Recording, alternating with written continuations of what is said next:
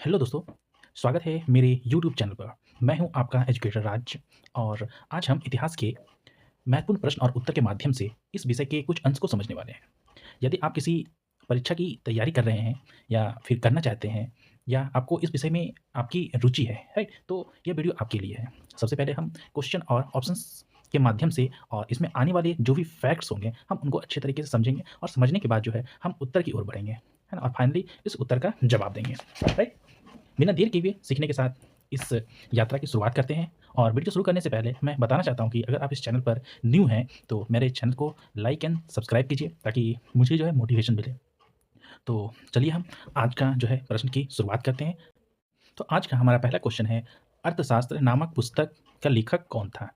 है ना? ये हमारा आज का क्वेश्चन है। तो मैं बताना चाहता हूँ कि जो भी क्वेश्चन मैं बता रहा हूँ यहाँ पे, वो सभी क्वेश्चन जो है कोई ना कोई एग्ज़ाम में आए हुए हैं, स्पेशली बीपीएससी के एग्ज़ाम। ये क्वेश्चन जो बता रहा हूँ, ये है बीपीएससी के एग्ज़ाम में आया गया है। कब आया? 2005, राइट? तो आप ऐसा समझ लें कि जो क्वेश्चन मैं बता रहा हूँ, वो आने वाले कोई भी एग्ज़ाम में कभी भी आ सकता है। तो मैं आशा करता हूँ कि आप मेरे वीडियो को अच्छे से देखेंगे और अच्छे से समझेंगे और जैसे ही ये वीडियो फिनिश होता है, मतलब कंप्लीट मैं करता हूँ, तो मैं आशा करता हूँ कि यहाँ पे मैं 25 क्वेश्चन पढ़ा रहा हूँ, तो आपको कम से कम मिनिमम, है ना, 25 क्वेश्चन तो याद ही हो जाएँगे। हाँ, तो देखते हैं कि इस पुस्तक के लेखक कौन था? हमारा ऑप्शन ए है बाणभट्ट, कौटिल्य, विशाखादत्त और चारवाक।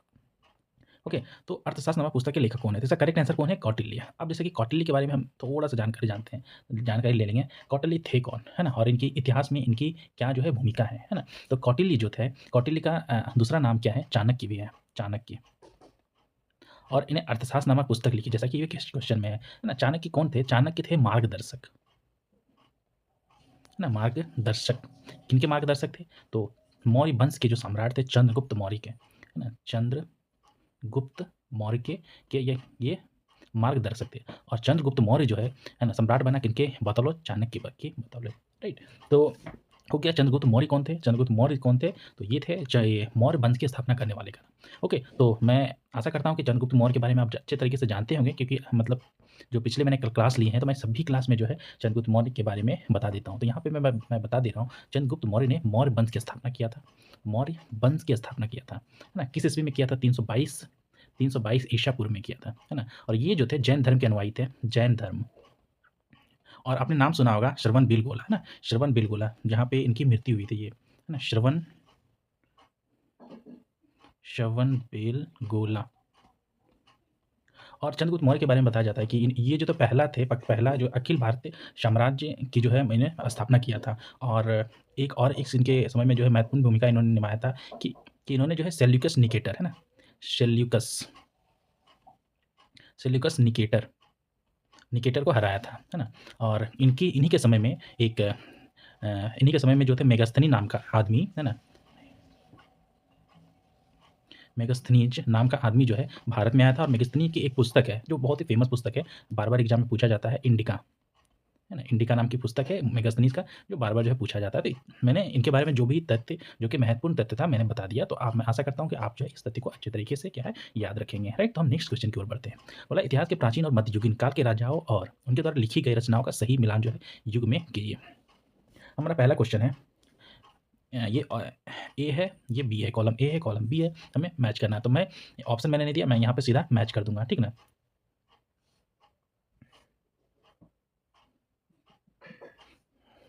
ये पूछा गया है कि इसमें किस युग में किया गया है ना? मतलब ये जैसे कि बोला कृष्णदेवराय, तो इनके जो पुस्तक का नाम है ना? कृष्णदेवराय, ये समरांगन सूत्रधार जो है ना? ये पुस्तक का नाम है। इनके करेक्ट मतलब राइटर कौन है? तो यहाँ पे हमें पता करना है। तो देखना कि option A, B, C, D में कौन-सा ऑप्शन जो है करेक्ट आंसर है। मैं बताना चाहता हूँ, चलो मैं स्टार्ट करता हूँ। जैसे समरांगन सूत्रधार है, इनके लेखक जो है राजा भोज है ना? राजा भोज। तो राजा भोज। हमारा दूसरा पुस्तक है मत विलास प्रहसन, है ना? इनके लेखक का नाम है महेंद्र वर्मन। महेंद्र वर्मन, महेंद्र वर्मन प्रथम। और है मानसोल्लास, ना? मानसोल्लास के लेखक है सोमेश्वर सोमेश्वर तृतीय। और अमुक्त मल्याद के लेखक हैं कृष्णदेवराय, कृष्ण देव राय, है ना? तो देखिए इसमें क्या है, कौन सा ऑप्शन सही है? तो मत विलास प्रश्न के लेखक जो है महेंद्र वर्मन है, मैंने लिखा, तो ये देखिए करेक्ट आंसर है। तो हमारा बी जो है करेक्ट आंसर हो जाएगा, है ना? तो 1, 2, 3 और 4, तो हमारा 2 जो है करेक्ट आंसर हो जाएगा। तो हम नेक्स्ट क्वेश्चन की ओर बढ़ते हैं। मैंने बताया कि ये सबको आपको याद रखना है ना, कि ये देखिए ये मिसमैच है कि समरांगन सूत्रधार के लेखक कौन है? राजा भोज है, लेकिन यहाँ पे क्या दिया? कृष्णदेवराय दिया, तो गलत हो गया, राइट? इस प्रकार आपको याद रखना है। तो हम नेक्स्ट क्वेश्चन की ओर बढ़ते हैं। नेक्स्ट क्वेश्चन है कि पेरिप्लस ऑफ द इरिथ्रियन सी, ये एक पुस्तक का नाम है, किसने लिखी थी? ना तो कहते हैं कि पेरिप्लस ऑफ द इरिथ्रियन सी जो है, मतलब एक जो है क्या कहते हैं, ग्रीको रोमन जो है मैन्युस्क्रिप्ट है, मेन्यू है ना, ये जो है एक क्या है, ग्रीको रोमन रोमन जो है मैन्युस्क्रिप्ट है, मैन्यू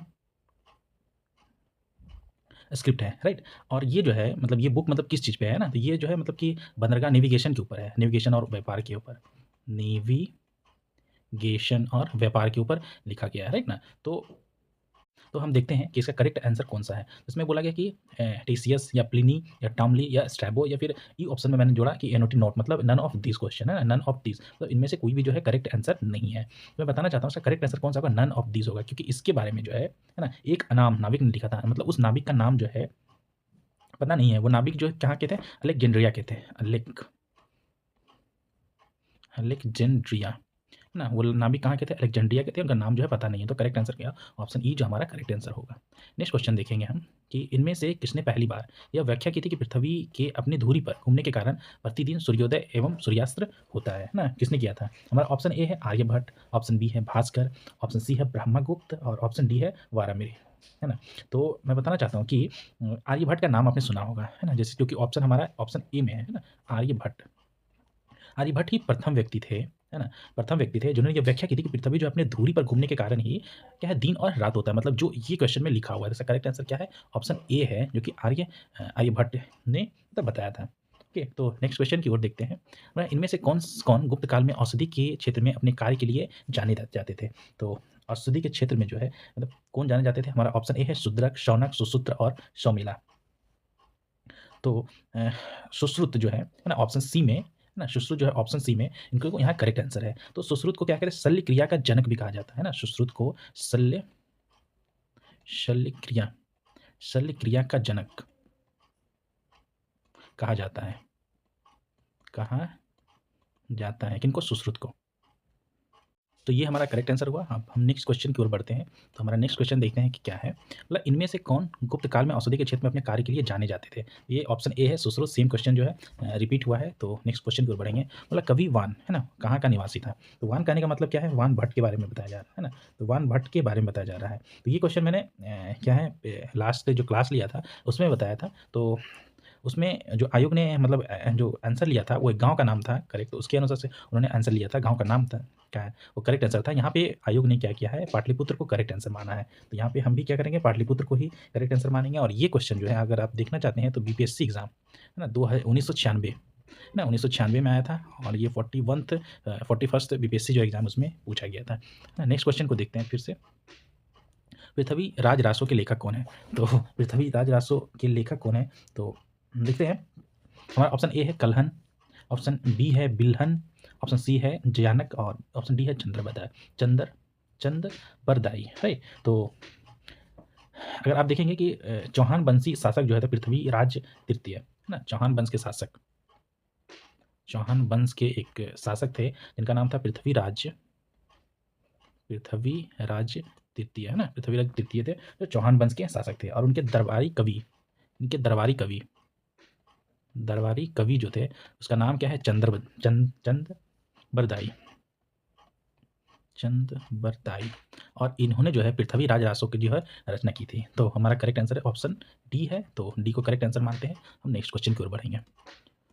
बोला नेक्स्ट क्वेश्चन क्या हमारा, स्वप्न वासव दत्ता के लेखक कौन है ना? तो इसका देखिए एक्चुअली टाइप किया हुआ ये भी करेक्ट है, लेकिन अगर हम लिखेंगे तो शो वो अधको न वासवदत्ता, है ना, स्वप्न वासव दत्ता के लेखक कौन है? ऑप्शन ए हमारा कालिदास, ऑप्शन बी है भास, ऑप्शन सी है भवभूति और ऑप्शन सी है राजशेखर। तो देखते हैं क्या है। तो क्या है, महाकवि भास के बारे में बताया जा रहा है यहाँ पे। महाकवि भास, इसका करेक्ट आंसर है ऑप्शन बी भास है। तो एक भास के बारे में जान लेते हैं। महाकवि भास जो है 13 नाटक जो है उपलब्ध है ना, 13 नाटक इन्होंने लिखा है ना, जिन्हें वर्ष 1909 ईस्वी में जो था श्री टी गणपति शास्त्री ने त्रावणकोट राज्य के राज से प्राप्त किया था। इनके नाटक जो है उनके मतलब उन नाटक में से क्या है स्वप्नवास वास वध्यता जो है उनमें से एक है और ये प्रमुख नाटक है। तो हम देख सकते हैं ऑप्शन बी जो हमारा करेक्ट आंसर है। अगर नेक्स्ट क्वेश्चन है कुमार संभव महाकाव्य किस कवि ने लिखा है। तो कुमार संभव जो है किस कवि ने लिखा है। ऑप्शन ए है बाणभट्ट, ऑप्शन बी है चंद्रबदाई और ऑप्शन सी है हरिसेन, ऑप्शन डी है कालिदास। करेक्ट आंसर कौन है, कालिदास। तो कालिदास के बारे में आप जानते ही होंगे कि कालिदास ने क्या है एक महान कवि थे और उन्होंने क्या है कुमार क्या है संभव की जो है रचना की है, राइट। तो जिसमें क्या क्या उसने प्राकृतिक चित्रण तथा कार्तिकेय के जन्म का कथा जो है वर्णित किया है ना। नेक्स्ट है किरतार जुन किरातार जुन्य है ना, किरातार जुन्य पुस्तक किसने लिखा था। तो इसका करेक्ट स्पेलिंग कर देता हूँ मैं, किराता जुन्य है ना, किरातार जुन्य है ना, किरातार जुन्य पुस्तक किसने लिखा था। हमारा ऑप्शन ए है भट्टी, शूद्रक, कालिदास और भारवी। तो करेक्ट आंसर कौन सा है, भारवी। भारवी ने किरातार जुन्य नामक पुस्तक लिखा था है ना। और इस पुस्तक की कथा वस्तु जो है महाभारत से ली गई है ना। कथा वस्तु इस पुस्तक की जो है कहाँ से ली गई है, तो महाभारत से ना, महाभारत से लिया गया है। इसमें क्या है अर्जुन तथा किरात है ना वेशधारी जो शिव के बीच जो है युद्ध का वर्णन है। तो इसमें क्या चीज़ का वर्णन किया गया, फिर से लिख देता हूँ, अर्जुन है ना, अर्जुन वर्सेस किरात के बीच के में जो है किरात, इसलिए इस बुक का नाम है किरातार जुन्य, मतलब एक किरात हो गया प्लस अर्जुन है ना के बीच जो है युद्ध का जो है वर्णन दिया गया है ना, युद्ध का वर्णन किया गया। तो 12वीं है, ऑप्शन डी हमारा करेक्ट आंसर है। नेक्स्ट क्वेश्चन कर बढ़ते हैं। मतलब उसे नहीं उस स्रोत का नाम बताइए जो प्राचीन भारत में के व्यापारिक मार्गों पर मौन है ना। तो व्यापारिक मार्गों पर मौन है, हमारा ऑप्शन है संगम साहित्य, जातक कहानियाँ, मिलिंदपन हो और उपयुक्त क्या है सभी है ना। तो उपयुक्त में से क्या बोला गया, सही सभी मतलब ऑप्शन जो है करेक्ट है। तो देखते हैं इसका आंसर क्या होता है। तो मैं बताना चाहता हूँ कि क्या है पाली भाषा में एक पुस्तक लिखी गई है ना। पाली भाषा में बौद्ध भिक्षु जो नागसेन द्वारा है ना एक पुस्तक लिखी है जिनका नाम है क्या मिलिंदपनो है ना, मिलिंदपनो। उसमें क्या है किनकी मिलिंदपनो किसके द्वारा लिखा गया, नागसेन द्वारा, राइट। तो इसमें क्या बताया गया है कि में नागसेन एवं हिंद यवन शासक जो थे मिनांडर, तो क्या है नागसेन एवं मेनांडर के बीच जो क्या है वार्तालाप है ना, इसके बीच जो है वार्तालाप का वर्णन मिला गया है। तो क्या है व्यापारिक मार्गों पर मौन है, तो ये है ऑप्शन सी है ना, ऑप्शन सी व्यापारिक मार्गों पर मौन इसलिए है कि इसमें इस बुक में जो है व्यापारिक मार्गों का वर्णन नहीं मिलता है, इसीलिए ऐसा लिखा गया है ना, मार्गों पर मौन है। तो इसका मैं यहाँ पे लिख देता हूँ क्योंकि इसमें जो है इसमें व्यापारिक मार्गों का वर्णन जो है नहीं मिलता, मार्गों का वर्णन नहीं होता है ना, नहीं होता, इसीलिए जो है ये करेक्ट आंसर है हमारा ऑप्शन सी। नेक्स्ट क्वेश्चन देखेंगे, हर्षचरित नामक पुस्तक किसने लिखी थी। तो हर्षचरित नामक पुस्तक किसने लिखी थी, तो हर्षचरित नामक पुस्तक जो है बाणभट्ट के द्वारा लिखा गया था है ना, बाणभट्ट के द्वारा लिखा गया था।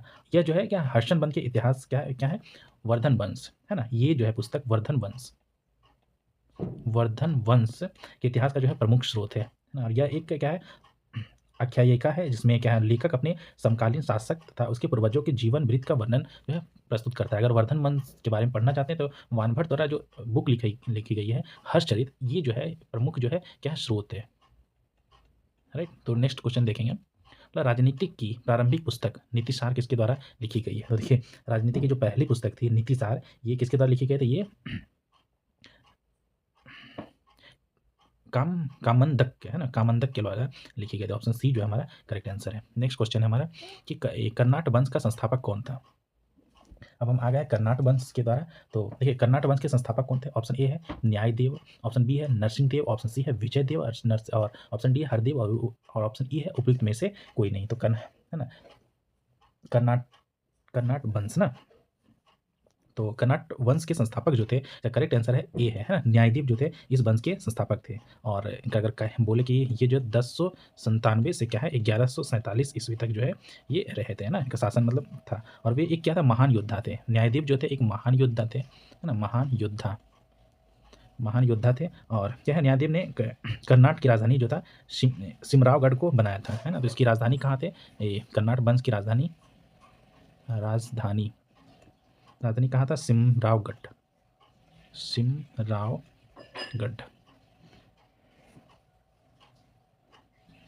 और एक है कर्नाटक वंश का जो शासनकाल है वो क्या है, मिथिला का स्वर्ण युग कहलाता है ना।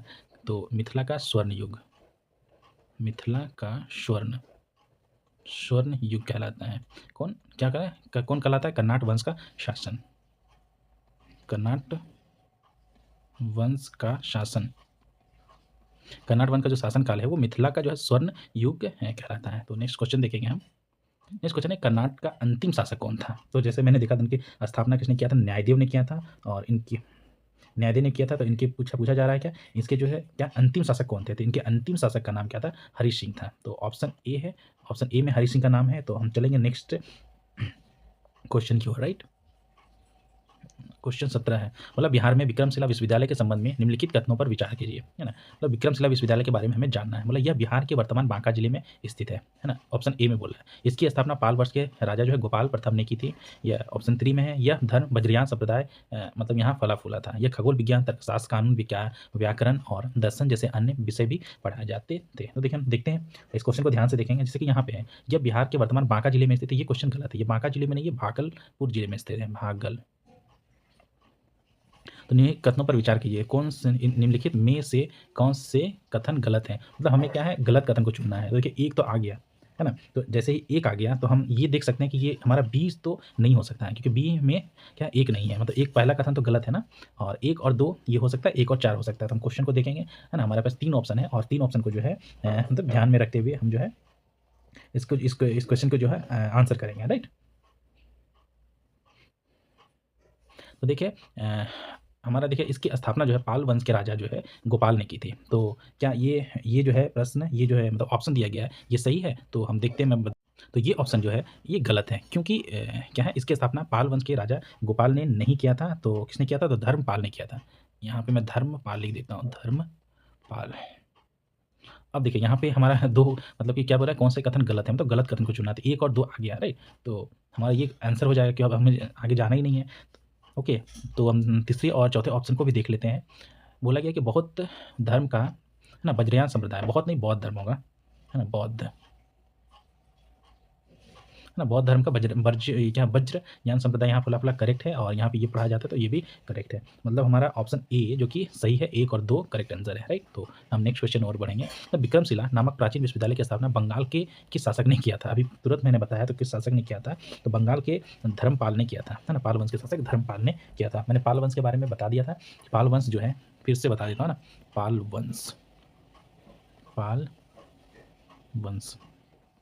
पाल वंश के जैसे कि क्या है 8वीं शताब्दी में फली फूली थी, और इनके जो इनका स्थापना जो है गोपाल ने किया था, गोपाल। इसकी राजधानी जो थी बंगाल में थी, और नहीं इसकी राजधानी इसकी राजधानी जो थी पाटलिपुत्र थी ना। राजधानी कहाँ थी, पाटलिपुत्र ना। इसकी राजधानी कहाँ थी, पाटलिपुत्र में थी। और जैसे कि प्रमुख राजा जो इस वंश के थे, है ना, प्रमुख राजा का नाम था, प्रमुख राजा कौन कौन से थे, एक धर्मपाल थे, धर्मपाल, और दूसरे का नाम क्या था, देवपाल।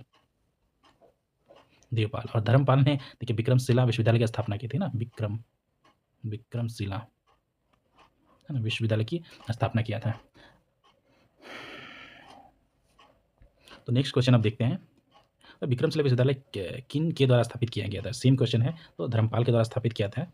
तो ऑप्शन बी हमारा करेक्ट आंसर है। नेक्स्ट क्वेश्चन की ओर बढ़ेंगे। मतलब विक्रमशिला जो थे केंद्र के संस्थापक माना जाता है। सेम क्वेश्चन जो बार बार पूछा गया दोस्तों। तो इनके संस्थापक कौन थे, धर्मपाल थे। ऑप्शन बी मैथिली भाषा का विकास निम्नलिखित में से किसके शासनकाल के दौरान हुआ था। मैथिली भाषा का विकास ना, देखिए हमारा पहला आंसर है कि पिथिपति, या दूसरा आंसर है चेरो राजवंश, सी ऑप्शन है आई निवार राजवंश, या फिर डी ऑप्शन है कर्नाट राजवंश ना। मैं बताना चाहता हूँ इसका करेक्ट आंसर क्या है, कि कर्नाट राजवंश, है ना। कर्नाट राजवंश जो है करेक्ट आंसर है। उस टाइम में जो था मैथिली भाषा का बहुत ज़्यादा विकास हो गया था, है ना। तो इनके कर्नाट राजवंश के क्या है संस्थापक कौन थे, फिर से मैं बता देता हूँ। जैसा कि मैंने बताया है कि मैं बार बार रिपीट कर देता हूँ ताकि आपको जो है अच्छे से याद हो जाए ना। नान्या देव, है ना, नान्या देव जो थे इनके क्या है संस्थापक थे, और इनके क्या है संस्थापक थे। और मैंने एक बात और बताया था कि देखिए कि ये जो था मिथिला की है क्या स्वर्णकाल माना जाता है ना। ये कर्नाटक वंश का जो है शासन जो है मिथिला का क्या है मिथिला का स्वर्ग युग माना जाता है। तो मिथिला मिथिला का स्वर्ग है ना, स्वर्ग युग है ना। कर्नाटक वंश का जो शासन काल है मिथिला का क्या है स्वर्ग युग माना जाता है। तो हमारा ऑप्शन डी है और सही आंसर है। और नेक्स्ट क्वेश्चन की ओर बढ़ेंगे। तो उदयपुर शिक्षा निम्न केंद्र निम्न के किस राज्य में स्थित है। तो ये क्वेश्चन जो है बहुत बार आ चुका है ना। तो मैं इस पे क्वेश्चन अब ये सब क्वेश्चन पे ज़्यादा चर्चा नहीं करूँगा कि और मुझे आशा है कि क्या है ये सब क्वेश्चन आपको याद हो गया होगा है ना। उदयपुर शिक्षा केंद्र निम्नलिखित में से किस राज्य में अवस्थित है। तो उदयपुर जो है बिहार में एक्चुअली स्थित है। तो ऑप्शन ए जो हमारा करेक्ट आंसर है। उदयपुर को क्या है उदनापुर भी कहते हैं ना, उदना है ना, उदनापुर भी कहते हैं। और प्राचीन काल में ये क्या है शिक्षा का जो है क्या है प्रमुख मतलब प्रमुख केंद्र था है ना। और इसकी स्थापना किसने किया था। तो पाल वंश ने किया था। पाल वंश के शासक गोपाल ने किया था, राइट। ये पाल वंश के शासक गोपाल। और विक्रमशिला की स्थापना किसने किया था। विक्रमशिला विश्वविद्यालय की स्थापना किसने किया था। धर्मपाल। तो देखते हैं नेक्स्ट क्वेश्चन को। बोला कश्मीर का अकबर नाम से प्रसिद्ध सुल्तान कौन था, है ना। कश्मीर का अकबर नाम से कौन सा सुल्तान जो था बहुत फेमस था। तो देखते हैं सुल्तान शमसुद्दीन शाह, सुल्तान कुतुबुद्दीन, सुल्तान सिकंदर, सुल्तान जैनुल आबिदीन ना। तो इससे करेक्ट आंसर है सुल्तान जैनुल आबिदीन जो है ना। ये जो है कश्मीर के अकबर से नाम से जो है प्रसिद्ध है। क्या है उसने क्या इसलिए क्या उन्हें संस्कृत में जो थे अनेक ग्रंथ का अनुवाद करवाया था तथा श्री भट्ट और मंसूर बिन अहमद जैसे वैदों के संरक्षण जो है वैदों को जिन्होंने संरक्षण प्राप्त करवाया किया था। तो इसलिए ये प्रसिद्ध थे उस टाइम में। इनको क्या कश्मीर का अकबर के नाम से अकबर नाम से प्रसिद्ध सुल्तान था, ठीक ना। बिहार का प्रथम मुस्लिम विजेता कौन थे। बिहार को जीतने वाले जो थे प्रथम जो है मुस्लिम विजेता कौन था। तो जैसे कि भारत पर जो है मुस्लिम का आक्रमण हुआ, ठीक ना। तो मुस्लिम आक्रमण हुआ तो बिहार को जीतने वाले कौन थे। तो इसका करेक्ट आंसर है देखते हैं कौन सा है। तो मलिक इब्राहिम, इल्तुतमिश, बख्तियार खिलजी और क्या है अली अली मर्दन खिलजी, है ना। इसका करेक्ट आंसर कौन है बख्तियार खिलजी। बख्तियार खिलजी वही व्यक्ति है जिन्होंने क्या था नालंदा विश्वविद्यालय ना विश्वविद्यालय को नष्ट किया था नालंदा विश्वविद्यालय को जिन्होंने नष्ट किया था। तो उसके बारे में इतना सारा ही। और हम नेक्स्ट क्वेश्चन की ओर बढ़ेंगे। और ये क्वेश्चन जो हमारा लास्ट क्वेश्चन होगा। ओके, तो देखते हैं इस पे पहले चर्चा कर लेते हैं। तो बिहार का पर बख्तियार खिलजी के हमले का पहला विवरण प्राप्त होता है ना। तो ऑप्शन ए है तारिक ए हिंद से, या तबकात ए नासरी से, या ताज उल नासिर से, या तारिक ए मोहम्मद शाही से। तो इसका करेक्ट आंसर कौन है कि तबकात ए नासरी से, है ना। तबकात ए नासरी से जो है बिहार पर जो खिलजी ने आक्रमण किया था उनका जो है पहला विवरण मिलता है ना। तो ये हमारा ऑप्शन बी जो हमारा करेक्ट आंसर है। तो आज हमने क्या है 25 क्वेश्चन कंप्लीट किया। अगर आपको ये मेरा वीडियो अच्छा लगता है तो मेरे चैनल को क्या है लाइक एंड सब्सक्राइब कर दीजिए, ताकि क्या है इससे लाइक एंड सब्सक्राइब करने से क्या है मुझे क्या है मोटिवेशन मिलता है ऐसे अनेक वीडियो बनाने के लिए। तो हम मिलते हैं नेक्स्ट वीडियो में। Okay, bye bye.